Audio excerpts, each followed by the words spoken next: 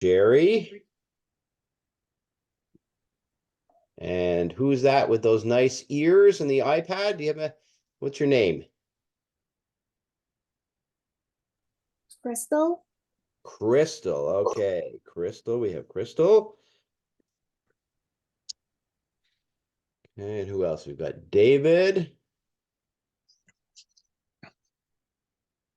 Okay, I think we're still waiting on a few people here. We'll give it another minute and then we'll start. I'll do the introductions. Hello, David. Welcome to class. Hello, teacher.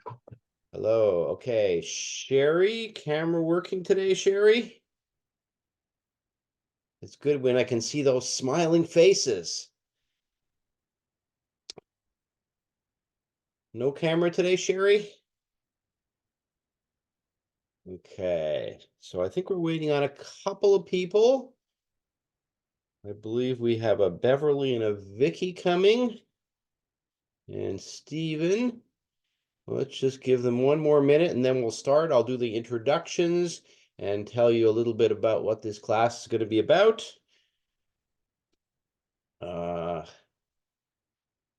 Don't see them yet. So the class is going to be about The Economist and Time magazine. We do reading. I find interesting articles for you to talk about. We read the article. We talk about it. Everybody gets to read a certain paragraph and then we talk about it. We have vocabulary words. And here comes Stephen. Hello, Stephen. Is your camera working, Stephen? Let's get Stephen. You have a camera, Stephen? There it is. Okay, welcome to class, Stephen. Okay, we've got most of the people. Looks like 2 more people we expect, but we will start. So Time, Economist magazines, that's what we talk about. I have various interesting articles that we're going to read, and we're going to do one of them today. So what I do is I talk about the article. I show you some vocabulary words at the beginning. I'll have 5 vocabulary words that will be talked about in the class. They'll be in the paragraphs. And if the vocabulary word comes up in one of your paragraphs, I may ask you what it means. So we'll show you those near the beginning. In the regular class, I have 5 homework questions. 4 of them are right from the article, and 1 is an opinion question. What I also show you is some videos. I'll have a video of the topic, and that will tie into the article to keep it, to help reinforce the concepts. Okay, so let me first introduce myself. My name is Joel. I'm in Toronto, Canada, on the other side of the world for most of you. So here it is bright early in the morning, whereas where you are, where most of you are, it's nighttime. What we are going to talk about today is money. We're going to talk about the future of money and the history of money. That's going to be our topic. So continuing with my introduction, I'm from Montreal, Canada originally. I got my Bachelor of Science degree in biology and science. And then I did my MBA, my Master of Business Administration, and I studied finance. I've worked for many years, over 35 years in the business industries for various large companies and banks in Canada. About 7 years ago, I retired, and now I'm doing what I really like. Teaching people such as you. And this course that I've been doing that for a number of years now, and the students seem to enjoy it. Various different articles, business, science related, climate change, human interest, all kinds of topics that we discuss. So let me just show you first an example of the magazines that we are reading from. So this is the Economist magazine. So this magazine has various different business articles of interest. So sometimes I choose articles from there. The other place that I like to choose articles from is Time magazine. Here is an example of Time magazine. Various different articles, many different topics, human interest, science, business, all kinds of topics. All right, so what I will get into is the vocabulary words first. So let's show you the vocabulary words that are going to be in this article.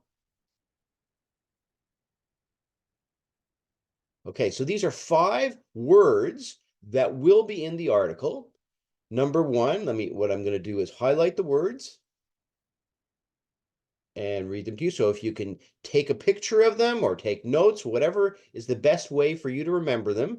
Cryptocurrency, that's a future currency. We have it in the world now, and we'll discuss how common it might be in the future. What is it? It's a digital currency in which records are maintained by a decentralized system rather than a centralized authority. Right now, most of our money is coordinated by a central authority, by the governments, but cryptocurrency is decentralized. Number 2 is libertarian.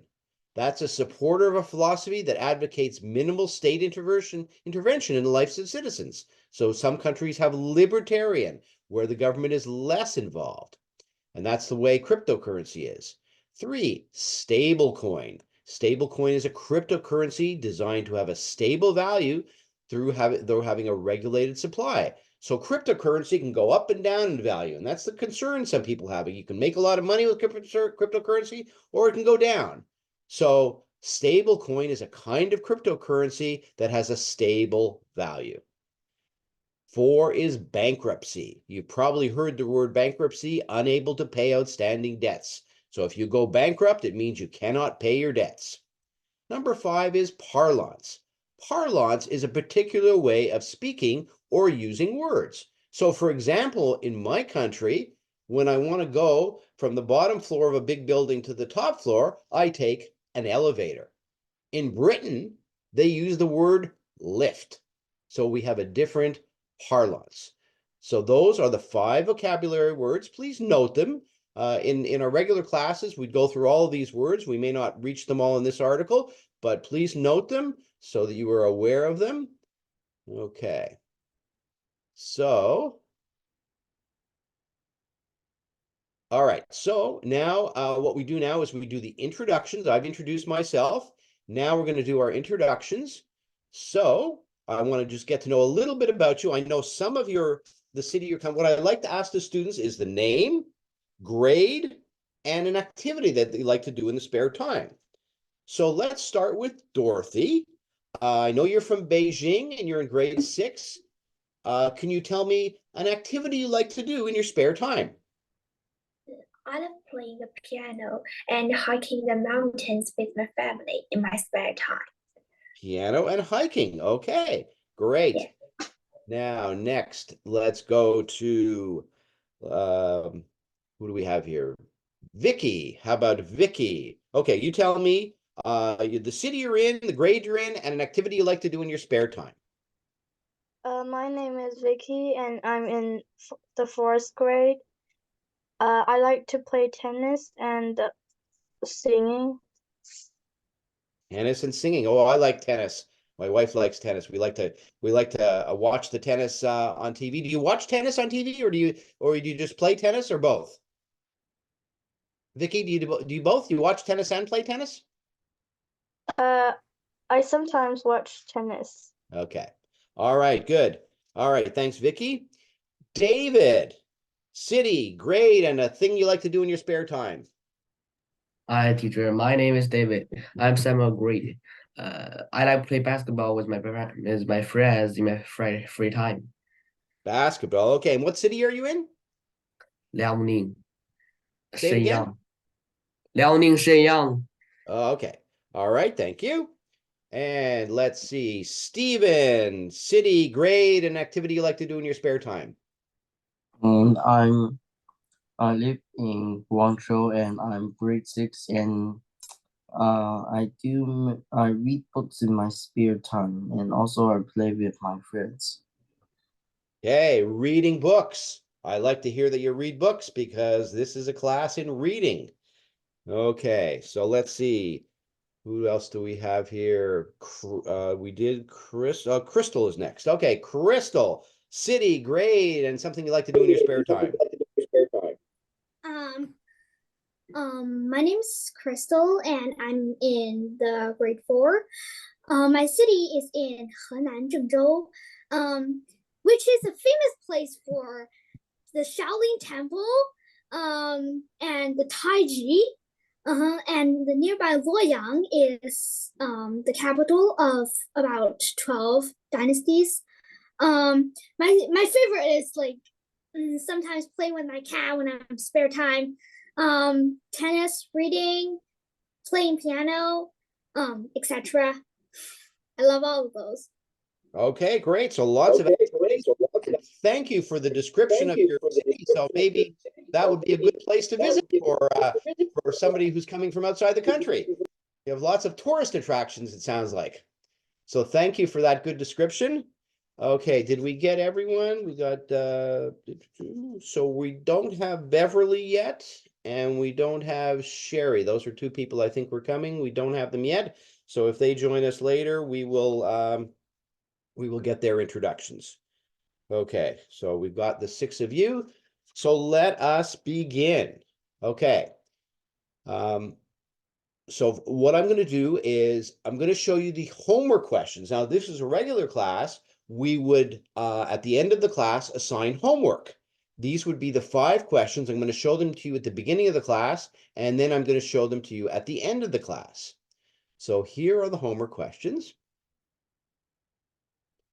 First 4 questions are right from the article. So as we read the article, we will see the answer to these questions. Future of Money is the name of the article. It's from the Time magazine. Number 1, describe the contents and timing of the first paper. So paper was discovered at some point. We use it for money. We're going to look at when it was discovered and the contents of it. 2, iron coins are something that was used way in the past. Of course, we don't use iron coins anymore. What was the challenge of using iron coins? I'm thinking you can probably guess without even reading the article what might have been a challenge of using iron coins. Number 3.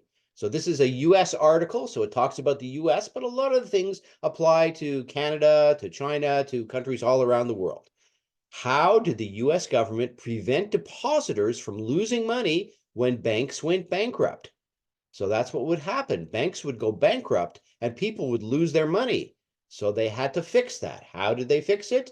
We will read about that. Okay, so now number 4, stable coins. We're going to read about stable coins. What is the advantage of stable coins? You saw that in the definition.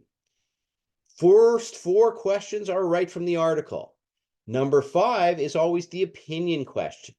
Do you think cryptocurrency will become popular? Why or why not? So those are the 5 questions that we will talk about in this article. So the other thing that I like to do is have a video. Video will be related to the article and it will reinforce the concepts. This one is a little bit amusing, a little bit cartoonish, and I'll show that in parts. So let us show the first part. We'll take it out and share the screen.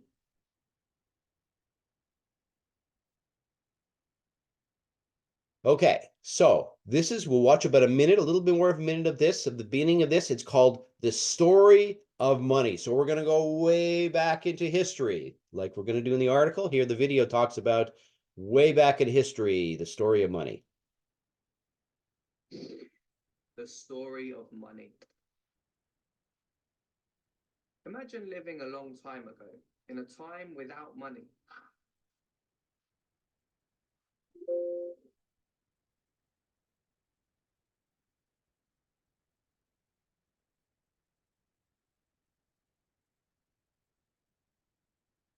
How about 9,000 BC? Instead of money, there was swap, also known as bartering. It worked like this. Want to swap this apple for an orange? Yes. I want a cow. You want some wheat? But there were problems with this. The items needed to be of a similar value. How about swapping this apple for that DVD? No way, that's not fair. The other problem was that many items would go rotten and so didn't keep their value. And some were too heavy to even carry. It started to get even more complicated when people began using gifts like perfume, jewelry, and other valuable goods. You want this perfume for that necklace? I don't like the smell of it. No. However,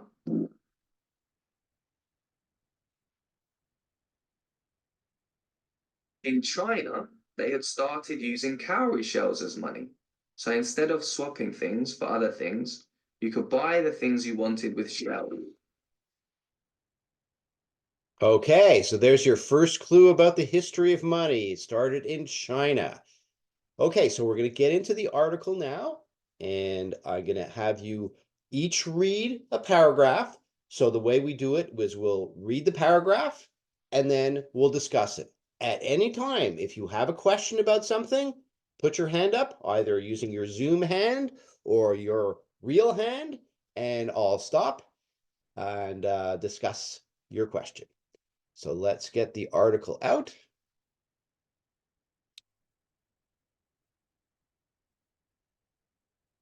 And share the screen. Okay, so let me read the first part here. This is the title page. So this article is called The Future of Money. It makes the world go round, it moves, it grows, and it's always changing. Time, so Time Magazine's, looks at where it's heading next. So here's a figurative picture. You've got the man looking at like money like a telescope, like he's looking into the future. So we're going to be looking into the future and looking into the past about money. Okay, so let's move down. Because this is a short class, we're only doing it for about an hour. We won't do the whole article. I'm going to do the important parts, what I think are the more important parts. I'm going to make it a little bit bigger here. Okay, this should be okay. So we're going to start over here. Let me highlight this part over here. Money is technology. So do I have a volunteer who would like to read the first paragraph? Put your hand up if you'd like to read the first paragraph, or I'll just start. Okay, how about Crystal? Crystal, would you like to read the first paragraph? Starting here with money is technology. Go ahead, Crystal. Money is technology. Around 81,100, a Chinese court official ground up a mash of mulberry bark, rags, and fishnets, and invented paper. A few centuries later, someone, maybe a Buddhist monk, was tired of writing the same sacred text again and again, carved the sacred text into a block of wood, and invented printing. Okay, so we've gone way back into history, and we're in your country. In AD 100. Maybe you could mute there, Crystal. Okay, so what we have is the discovery of paper. In China, a court official ground a mash of mulberry bark. So he took mulberry bark, rags, and fishnet. An interesting mixture. He mixed it all together, and that was paper. That's the first invention of paper. Then later, they got tired of writing so much, writing over and over again, so they invented printing, but printing not like we print today. This was putting text into a block of wood. So imagine that, putting your text into a block of wood, and they called that printing. So that was the first printing and the first paper. All right, so we've gone way back into history there. All right, thank you for that, Crystal. Okay, how about Stephen? Let me highlight the second paragraph for you, and you can read that, please.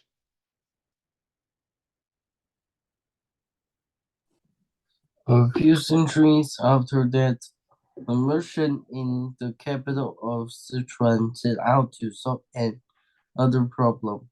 The money his customers were using was terrible. It was mostly iron coins, and it took a pound and a half of iron to buy a pound of salt. It would be the modern equivalent of going grocery shopping with nothing but pennies. So imagine that. You've got a pocket full of heavy iron coins. That could be rather inconvenient if you have to buy a lot. It was the next step in making money. Coins were a good thing, but if it took 1.5 pounds of iron coins to buy a pound of salt, well, what happens if you had to buy 10 pounds of salt? Then you had to use 10 pounds of iron coins. It would be pretty heavy in your pocket. Like going right now, like having a bunch of pennies or small coins in your pocket. Not a convenient way to do it. So they needed to do something better. Okay, so let's highlight the next paragraph. And let's ask Dorothy to do the next paragraph, please. So the merchant told his customers that they could leave their coins with him. In exchange, he gave them a claim check, a piece of paper that could be used to retrieve the coins. People started using the claim checks themselves to buy stuff, and paper money was born. It was a huge hit. Yeah, so that was the next step. Are you familiar, Dorothy, with the claim check? Do you ever go to the laundry? If you have to bring your clothes to the laundry to clean, you give a claim check, and then they give you a number, and then when you go, you pick it up. Are you familiar with a claim check? I'm not very familiar to claim check. Okay, so that's what it is. For example, if you go to the laundry, you have to get your shirts dry cleaned. Maybe you're too young to get your shirts dry cleaned, but maybe your dad does. So you go to the laundry and they give you a little claim check, and then a week later you pick it up and you give that claim check. So that's what we do modern wise for a claim check. But way back then, the idea of a claim check, it was kind of like money. What you do is you go to the merchant, so you go to the store, and the store owner would say, okay, you can leave the coins with him. Instead of having keeping all those coins with you around your pocket, it was very heavy, he'd give you a claim check, and he'd say, okay, this is worth a certain number of coins. And then when you came back, you could get that piece of paper and get your coins back. Give them the paper and get your coins back. So people started to use those claim checks to buy things.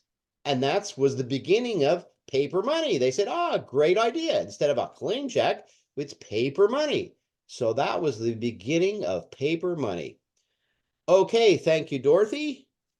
Now let's go to David. I'll highlight the next one for you, please, David. Yeah. Pretty soon, the government took over the business of printing paper money, and it spread throughout China. In an era when there was no merchant mechanized transit. Mechanized transport. The ability to move value around on a few plates of paper rather than wagon full of metal coin was breakthrough. Okay, so the governments of the world started to take over making money. That made sense. So you didn't have to go to the merchant and get a claim check. It made sense that the governments, so the Chinese government, the Canadian government, all the governments around the world would print paper money. So that way you knew that that was money and you could buy things. Now, way back then, there was no mechanized transit. It means now we have machines to take us around. You have trucks, you have cars, mechanized, they're machines. So it was hard to move things around like coins, but it's easier moving paper around. So that was a big breakthrough. So breakthrough means something big comes about. A breakthrough is a sudden development. So having paper money instead of coins was a breakthrough, a big development. Okay, so let's clear that one and move it down a little bit and highlight the next one. And that would be for Vicky, please. Paper money relied on paper and printing. which were a kind of technology. But paper money itself also was a new technology, a tool that made trade easier. This led to an increased exchange of ideas and more economic specialization, which in turn meant people could grow more food.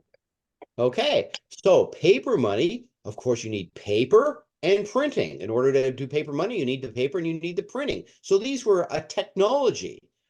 This was a new technology, but it made it a lot easier, much easier to trade paper than to have all these iron coins, for sure.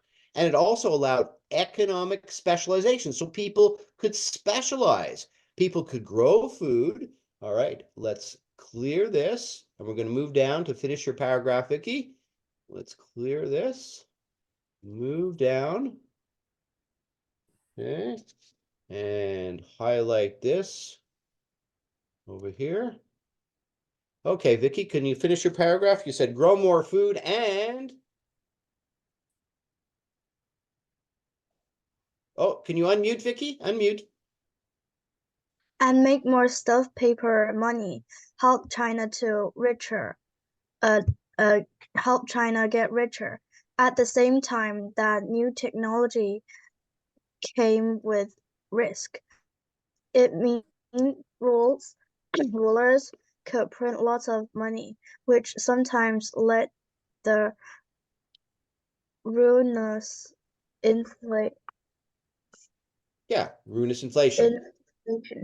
Yeah, so of course, paper money, it was good for all countries. They're using China as an example because China, your country originated paper money, but for all countries, it was a good thing having paper money. It was the countries could get richer because you have people could specialize more. You didn't have to just grow your own food. You could do things and use money to buy things that you needed. So you didn't have to make the products. You could buy the products using paper. Now, it also had a challenge because if countries print a lot of money, it could cause lots of inflation. So there's, of course, risks with everything. But all in all, paper money was a good thing. Okay, let's stop the share here. So we've got 5 of you here. Looks like we lost one person. Okay, so now what we're going to do, I'm going to show you the next part of the video to continue to reinforce these concepts. We're going to go to our friend who's talking us about the story of money. So let's take that out.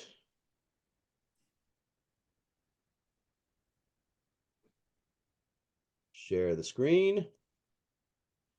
Okay, so when we last left this, he was telling us about China and the shells. Let's continue this video.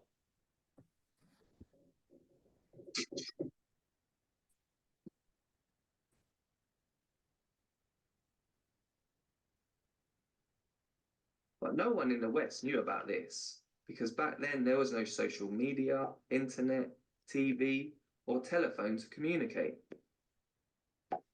So what did they try in the West? They started to use items that were not perishable, items that wouldn't break or get easily damaged. Gold.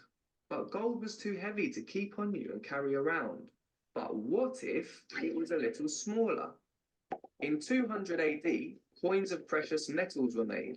They were small, which made them easier to carry around. To make things even easier, the coins were weighed and stamped so everyone knew how much they were worth. People started to give their gold coins to the goldsmith to look after and keep them safe. Can you look after my gold for me, please? Yes. Here's your £10 receipt. These receipts were the earliest types of banknotes. They have developed and now they are no longer linked to gold.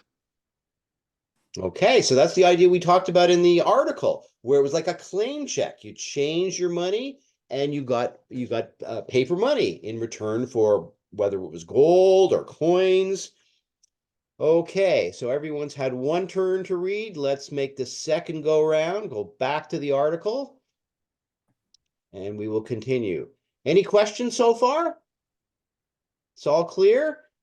Okay, so let's go back to the article.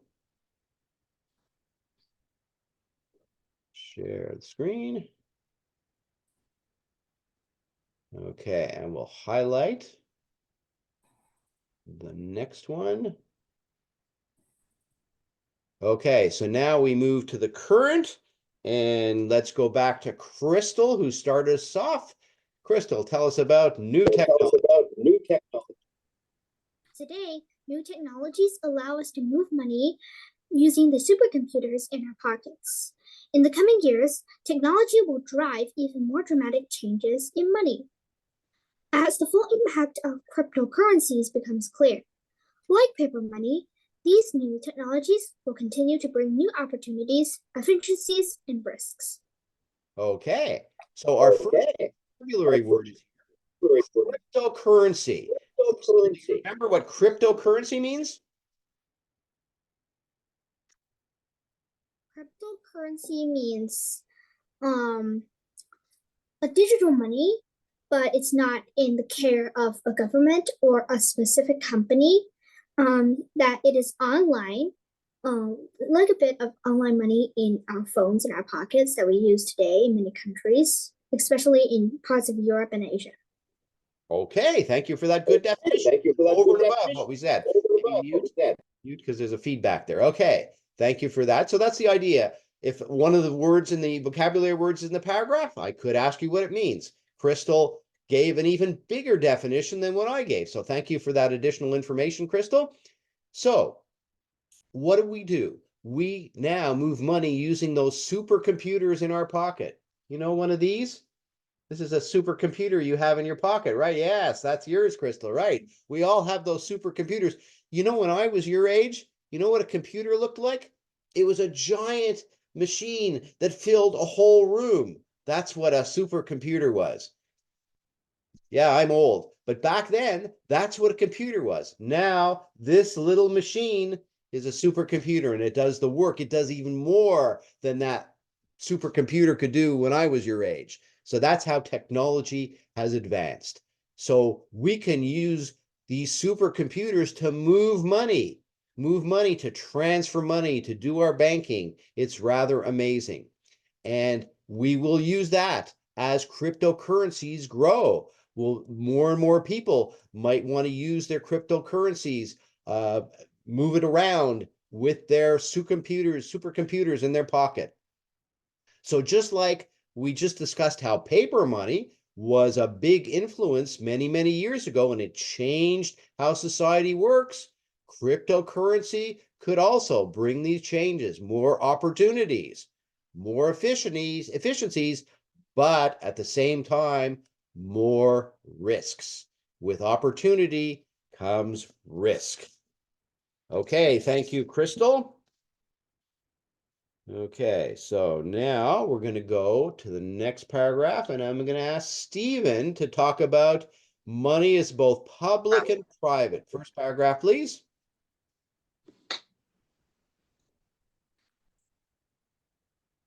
Stephen, can you unmute, please? One key dynamic to watch as digital currency evolves is the tension between the government and private firms, a theme that runs like a golden thread through the history of money. Okay, so this is the concept of both public and private. So the money that we use now, paper money, is public money. The governments control it. You have a Chinese government, that has your money. My Canadian government controls my money, my Canadian money. But when we talk about private, that's what cryptocurrency is. It's more of a central currency, a worldwide currency. So that could cause tension between government and private firms. So there's going to be risks. And that is a golden thread throughout history. So I'm going to explain to you a golden thread. This is a term we use in English. You may not have heard golden thread. I know you know what literally a golden thread is, something you sew with, but no, this is a golden thread is a term that we use in English. For example, if you have a volunteer organization The volunteers are the golden thread that keep a volunteer organization going. So a golden thread is something that is needed for something to exist. Volunteers are needed for a volunteer organization to work, so they are the golden thread. Okay, so that's the idea of what golden thread is. All right, let's move down. And again, I remind you at any time, if you have a question, just put your hand up. In the meantime, we'll go to the next paragraph for a little bit of amusing history. And Dorothy, please read this and tell us about the amusing history here. Consider the case of America in the mid-19th century, when almost any bank could print its own paper money. The $2 bill from Stonington Bank in Connecticut had a whale on the front. The $5 bill from the St. Nicholas Bank of New York City had a picture of Santa Claus. At one point, private banks were printing more than 8,000 different kinds of money. Okay, so you can imagine how confusing this was for Americans. Way back in the mid-19th century, all the banks could print their own money. There was no central money. So you had one bank in the state of, we pronounce this state Connecticut. The C is actually silent here. So Connecticut, they had a whale on the front. So you get money and it had a whale on the front. Very interesting. What about this St. Nicholas Bank in New York City? A picture of Santa Claus? Can you imagine getting money with a picture of Santa Claus on it? That's what they had back then. So all the banks had different kinds of money. So 8,000 different kinds of money. Can you imagine how confusing that was? Every bank prints their own money. So one day you get a picture of Santa Claus, you might get a whale, could get almost anything. So you can imagine that was pretty confusing. So clearly something had to change. So let's move down. Thanks, Dorothy. Let's go to David for the next paragraph, please. It was still the era when paper money was a claim check for the golden or silver. If a bank went bust, the valuable claim check was suddenly just a piece of paper with a picture of Santa Claus on it. Very amusing. So back then, that paper money was still the early days. So it was like a claim check. Just like I described to you when you go to the laundromat and you get your laundry and you give them a claim check and you say, okay, this is mine, and you get it back. That's kind of what money was back then. Well, what happens if the bank went bust, if the bank went out of business? Then that money that you had that had Santa Claus on it, it was just a piece of paper with a picture of Santa Claus, and it was worthless. You thought it was money, but it's worthless. So clearly that became a problem. So they had to do something about it. Okay, so what did they do? Let's go to the next paragraph. And where are we? We're going to go to Vicky, please.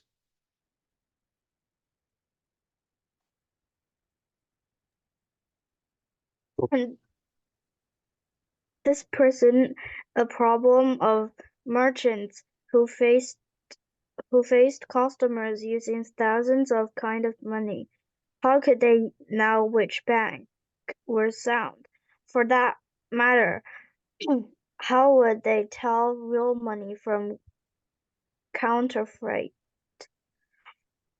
Publications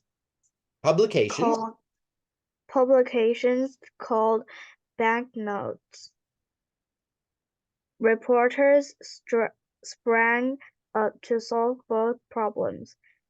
There were little magazines that listed bills from all around the country, with brief bicycle descriptions and commendations for whether they accept the money at full value or, in the case of shaky banks,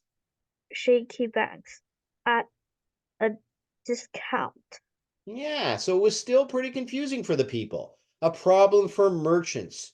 So let's say you had your own company, Vicky, you had a store and you were the merchant. So you had all these customers coming and they had thousands of different kinds of money. It could be very confusing. How would you know real money from counterfeit? So counterfeit money means fake money. So people would come with money and it might have a Santa Claus, it might have a whale on it. How do you know if it's real money or fake money? Pretty confusing. So what they developed was these little magazines called banknote reporters.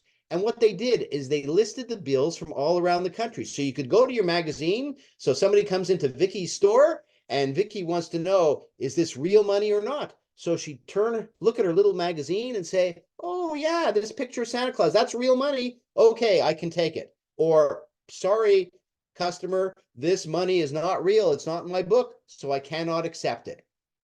Or sometimes you might have a case of a shaky bank, meaning the bank is not really secure. You know, the bank's not really secure, so you might accept the money at a discount, meaning if it says $1, maybe you'll only give them a $0.50 worth of merchandise for it. So you might accept the money at full value. It says $1 on it, so you give them $1 value.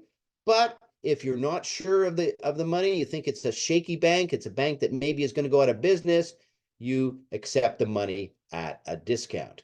So pretty confusing if you own a store. If somebody comes into Vicky's store and gives them this money and they don't, and you can't tell if it's real or not, you got to check your magazine. And what if you can't find it there? So you can see it was confusing for the people. So they had to do something to fix this. So we move further into history and let's go back to where we started. Crystal, next paragraph, please.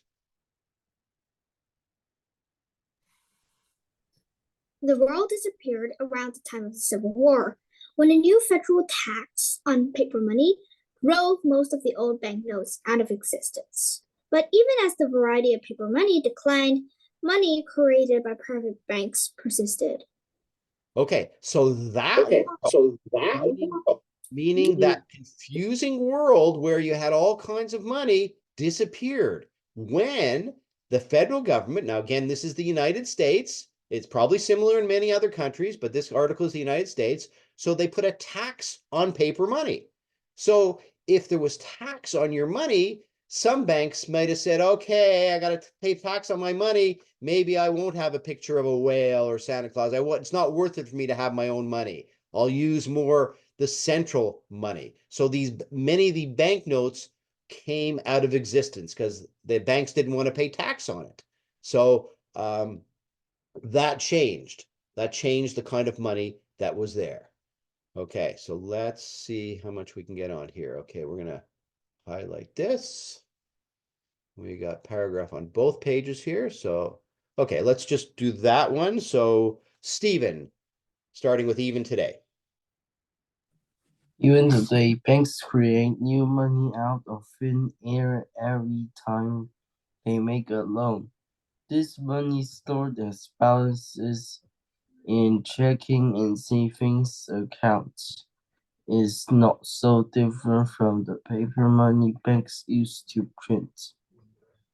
Okay, so banks make money new money out of thin air when they make a loan. What do they mean by make money, create new money out of thin air? Well, that's what they were doing. So, Stephen, let's say you go to a bank and you want a bank loan. They'll give you money and put it in your account. So they're kind of taking money out of thin air, just like a magician does, because they're putting in your bank, they're saying, this is your account, this is your money in your account. So they're kind of creating money out of thin air. It's a balance in your checking or your saving account. So it's kind of like they're taking money out of thin air, just like the paper money that banks had printed in the past. They're putting money in your account. You don't actually see the paper, you just see a balance in your checking account. Okay, thank you for that. Let's go to the next paragraph, and that will be Dorothy, please. Well into the 20th century, depositors in the US could lose their money when a bank went bust, just like their ancestors who were left holding worthless pieces of paper. So even into the 20th century, so the mid-1900s, when people deposited money in their US bank, they could lose their money. Let's say a bank went bankrupt. The bank went bust. The bank didn't exist. You go to your bank and you say, I want money, and the bank didn't exist anymore. So you'd lose all your money. Not a good thing. If the bank went bust, then it was just like in the previous days when you had a worthless piece of paper. You had your bank book and it said you had money, but you didn't really have money. So that was a big problem. You didn't want to have your bank go bust and lose all your money. So the government had to do something. So what did they do? Let's highlight the next paragraph. And David, next paragraph, please. It was only in the 1930s when the federal government, yeah. Federal government started insuring most banks. Insuring most bank deposits. As this rake disappeared, in other words, modern banks create money that is in turn granted by the federal government. It is money. Is this money public or private? It is both. Okay, so it wasn't until the 1930s the federal government, so in this case we're talking about the US, they would CRYPTOCURRENCY. Is that Sinri? Did somebody just join us? Cryptocurrency. Okay, can you mute? Thank you, Sinri. Okay. So, when they insured these bank deposits, the risk disappeared. So it meant if your bank went bust, didn't matter. The federal government would insure it. So you'd still get your money back. Even if the bank disappeared, you'd still get your money back because the federal government would guarantee the money. So it's guaranteed by the federal government. Good thing. Is it public money or private money? Well, it's really both. Okay, we'll explain that further as we move on. Okay, so we had someone just join us. Sinri, you just joined us. Welcome to class, Sinri. Sinri, can you just unmute and tell me what city you're in, what grade you're in, and activity you like to do in your spare time? I'm in the city of Shenzhen. Okay. And I'm keen on reading. You like reading? Is that what you said? Reading. Okay. And what grade are you in? I'm in grade 4. Grade 4. Okay. Well, welcome to class. What we're doing is we're reading an article on money. You missed the first part of it, but you're welcome to continue. And we'll get you to read a little later. First, I want to continue the article, and we'll get you to read soon. So let's go here. And where are we? Vicky. So Vicky, we're going more towards the present. Let me just move this a little bit. Okay, we're going to highlight this here. Okay, so Vicky, can you read this paragraph about cryptocurrency?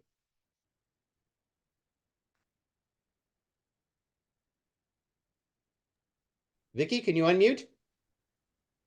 The original dream of cryptocurrency was purely private money, a currency that needed neither governments or bank. And although there remains a technical possibility, it's striking that more than a decade after Bitcoin was invented, almost no one used cryptocurrency in the ordinary way people use money to buy stuff in everyday life. If cryptocurrency does become ordinary money, it probably won't be as some purely private librarian money, but as the kind of public-private hybrid that money has almost always been. In fact, regulators have started to crack down on so-called stable coins, a type of cryptocurrency designed to substitute for our existing money. Okay, so originally when people talked about cryptocurrency, the idea was purely private money. So it didn't need governments or banks. Well, now we've had Bitcoin, which is a cryptocurrency. We're finding nobody really uses cryptocurrency in the order way people use money. So you don't go to the store and use your cryptocurrency. That's not happening yet. We don't use that in everyday life. Will that happen in the future? Perhaps. But right now, we're not using it that way. Regulators are cracking down on stable coins. Now, stable coins was one of the vocabulary words. Do you remember what stable coins means? Vicky, do you remember what stable coins is? Can you unmute? A stable coin is cryptocurrency designed to have a stable value through having a regulated supply. Okay, that's right. A little bit of a complicated definition, so let me explain. Cryptocurrency can go up and down in value. People can make a lot of money with cryptocurrency. It can go down and then they lose a lot of money. So that's the risk of cryptocurrency. That's why stable coins were invented. So they have a relatively stable value. So what's worth $1 now is worth $1 in the future. It's relatively stable. Okay, so that's that.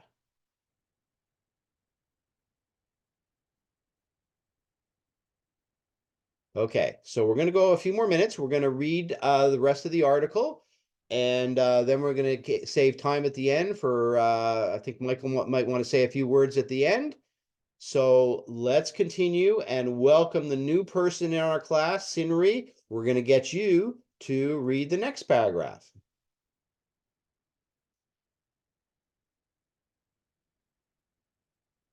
Okay, so a little more complex in this paragraph, Sinri, so do your best. I'm going to highlight the paragraph, and here, so stable money is risky money. Go ahead, Sinri. Stable money is risky money. What should we worry about when we worry about the future of money? Sure, there are plenty of new cryptocurrencies whose values fluctuate wildly from week to week. But if we are worried about broader risk to the economy rather than just to spectaculars, maybe we should focus on stable coins rather than promising overnight wealth. Many stable coins offer stability with the claim that each virtual coin will be worth exactly $1 today, tomorrow, and forever. As more and more people trade a growing number of cryptocurrencies, stable coins such as Tether and USD coin have exploded in popularity. And in the history of money, we often find the promise of boring stability is ultimately more risky than the promise of quick riches. Okay, good. Did you say you're in grade 4, Sinri? Yeah. Okay, good reading for grade 4. All right, thank you. All right, so this is a little more complicated paragraph, but let's discuss it. Okay, the future of money. So there's new cryptocurrencies. And remember, we said what happens with cryptocurrencies? They fluctuate wildly from week to week. So one week you make a lot of money in your cryptocurrency and the next week it goes down. So it could be a big concern. So that's why people want to talk about stable coins. So like we mentioned, stable coins are more stable, just like the word says. It's worth $1 today, tomorrow, and forever. So that's what people want. You want stability. You want to know that your coins, or in this case, your cryptocurrency, are stable. So we may see more of that, a growing number of cryptocurrencies. There's some stable coins, and these are called Tether and USD coin, have exploded in popularity, become more popular, and that could be a good thing. But then again, boring stability may be more risky than the promise of quick riches. So stable could be good, but maybe not, because you might not make a lot of money. Some people want to make a lot of money, and that's the advantage of the regular cryptocurrency. It goes up and down, and some people like that. They don't want the stability. They want the growing, the opportunity to make quick riches. So different people like different things. All right, so the example why we say if things are just stable, it may not be good. And here's an example of why it may not be good. So let's go back to where we started. Crystal, please read this paragraph.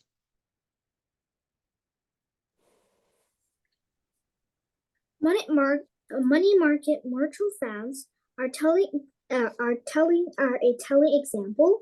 They are invented in the 1970s, and the idea was to offer something that seemed like a bank account but paid higher interest. As Bruce Bent, the inventor of the money market fund, said again and again, the purpose of the money fund is to bore the investor into a sound night's sleep. Even the name is dull. Okay, so here's the example. Oh, can you just mute? Okay, yeah, there's a feedback on your. Okay, so money market funds, back in the 1970s, people thought, oh, it was nice and safe, paid higher interest, a good thing, nice and safe.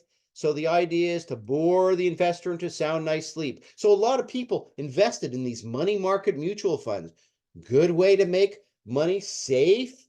You make a little bit of more interest, good idea. Bore the investor into sound night's sleep. That's what they thought. For many years, that was a good idea. But something happened, and we're going to look at that. And Stephen, we're just going to do a couple more paragraphs, and then we'll finish off. So Stephen, can you start over here?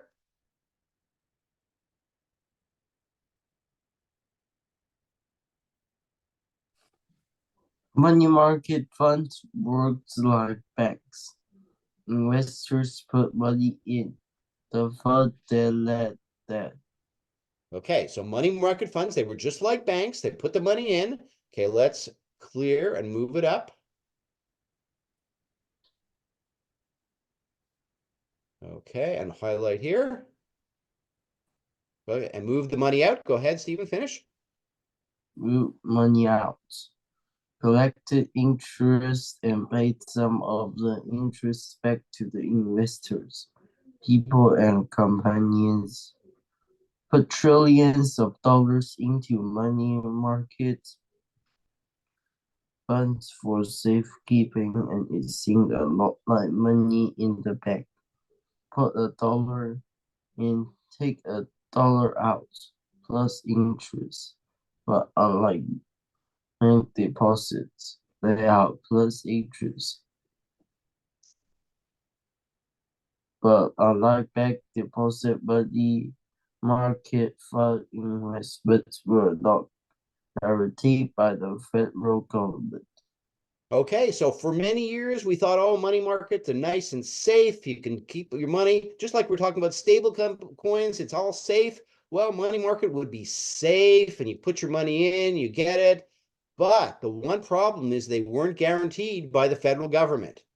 Okay, so we're going to do one more paragraph, and then we're going to finish off with the video. So let's do the final paragraph for this class. It's a shortened class. So, Dorothy, how about you read this paragraph for us? And this is going to explain why these money market funds weren't so safe. Go ahead, Dorothy. In September 2008, the investment bank Lehman Brothers went bankrupt. As it happened, a large money market mutual fund had lent $785 million to Lehman Brothers, and the bankruptcy meant that the fund might not get that money back. Investors in the money market fund started demanding their money back, but the fund couldn't deliver, and the balance of money market mutual funds had broke the buck. Investors could no longer take out a dollar for every dollar they put in. Okay, so September 2008, that was an important year. Lehman Brothers went bankrupt. They declared bankruptcy. Bankruptcy was one of the vocabulary words. Dorothy, do you remember what bankruptcy means? They can't go on to maintain their business. That's right. They can't maintain their business. They can't pay their debts. So imagine this is one of the largest banks in the US, and it went bankrupt. So all these money market mutual funds, people thought all the money was safe. Wasn't so safe. Investors demanded their money back. They wanted their money. Well, what's happening? My bank is a big bank. It can't go bankrupt. But it did. So this was the beginning of the financial crisis in 2008. And so just basically what happened, we're not going to read the rest of the article, but basically they had to be rescued by the federal government. That's what happened. The federal government had to rescue that bank. Okay, so that's the idea. We took you through money, how it developed over history, and compared the what's happening now to what's happening in the what would happen in the future. I'm going to show you one last video, and then I'd like to get your feedback, and then we'll give time for Michael's going to want to say a few words at the end. So what I'm going to ask you, after I show you this video, I'm going to ask a few of you to tell me one thing you liked or one thing you learned. So think about that for a minute. I'm going to show you the closing video, and then I'm going to ask you a few of you. So think about it while we watch the rest of the video. Share the screen. Okay, so here's the last minute of this video, The Story of Money.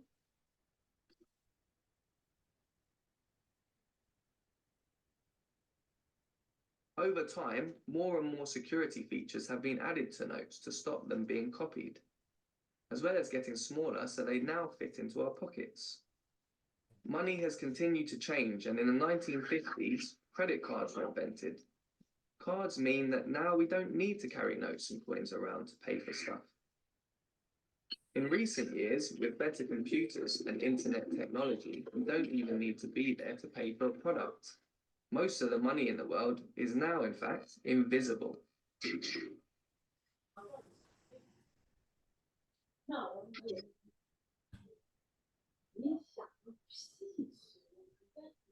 Money has come a long way over the years, and it continues to change. Who knows what the future will hold? Okay. Okay. So looks like Michael's not going to say anything at the end. Okay, that's fine. So we're going to finish off. I'm going to try to get your feedback. Okay, so let's turn to how about Crystal? How about you start us off, Crystal? Can you just tell me one thing you liked or one thing you learned from this class? From this class, what the history of money says about what's coming.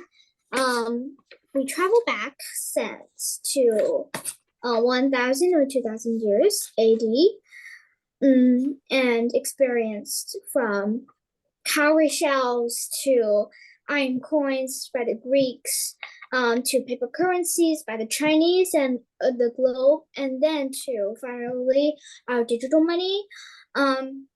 The thing that I learned is that money, along with financial things in the business world, the business and sciences worlds are changing from the past and to the future.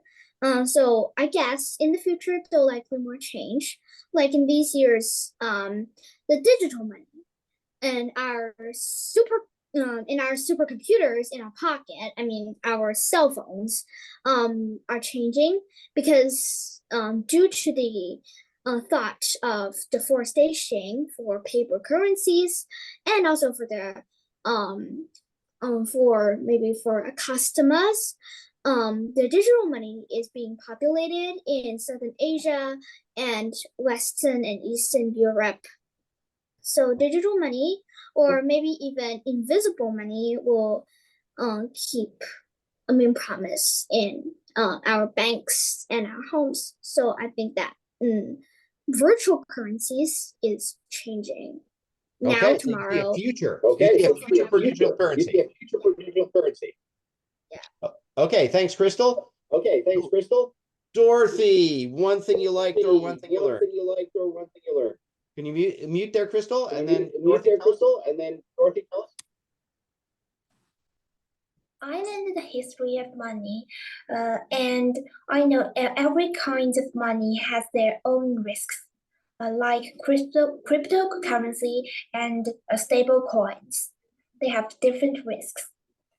Okay, thank you for that, Dorothy. You know, there's different risks. We saw the risks of the paper money, and then when paper money first started, and of course there's going to be risks in future for a cryptocurrency that we see.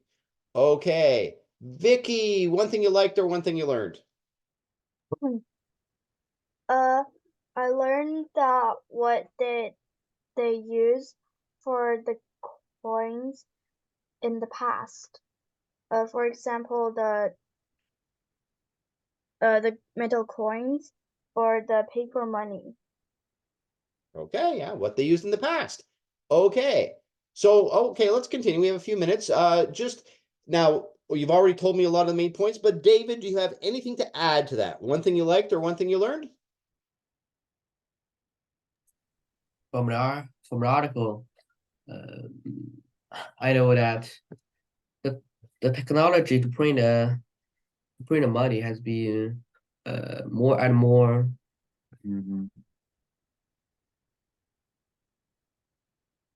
more and more sophisticated, more stronger, right? Yes, and a bit difficult to reprint it. Okay. All right. Thank you, David. Stephen, anything to add? One thing you liked or one thing you learned? I think I've learned a simple history about how money evolved. The simple history, how money evolved. Okay, that was the plan from both the video and from the article. Okay, Sinri, let's end up with you. You joined us later. Anything to add to that? One thing you liked or one thing you learned? I learned that like following by the history, the paper money was like almost like rare and nowadays, like because we have credit cards and Alipay. Yes, that's right, Alipay. Okay, yeah, you have many different kinds of ways to pay. Okay, so that's the class. Do you have any questions about how the class works? No. No questions? Okay, well, I really enjoyed having you all in class. We are, I guess Michael is working on setting up a class. I hope you will join the future class that we will have, and hope to see you in the future in one of those classes. So I know it's late at night there. Here, my day is just starting. Yours is finishing. So have a good evening and hope to see you all in the future. Okay, teacher. Question? Bye-bye. Is there a question? No? David, did you have a question? No? No? Okay. Bye. Bye-bye. Bye-bye. Bye. Bye. Bye.